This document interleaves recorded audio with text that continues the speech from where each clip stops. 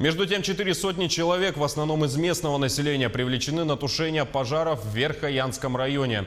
Угрозы населенным пунктам нет, но указом главы республики введен режим ЧС межмуниципального значения. Материальная помощь будет оказываться из регионального резервного фонда. Большинство пожаров возникло из-за неконтролируемого сельхозпала. Возбуждено уголовное дело. Всего на территории Якутии действует 96 лесных пожаров на площади более 350 тысяч гектаров. На тушение привлечено более 1000 человек и 126 единиц техники.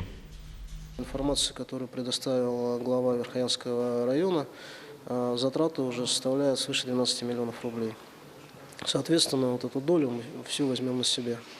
Я думаю, что те силы, которые сейчас применяются со стороны органов местного самоуправления, они позволили часть пожаров локализовать. За 11 4 локализовано.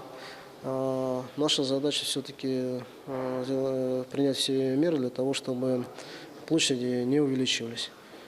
Из 429 тысяч гектар, пройденных огнем в текущем году, более 200 тысяч – это по сути своей в Верхоянском районе.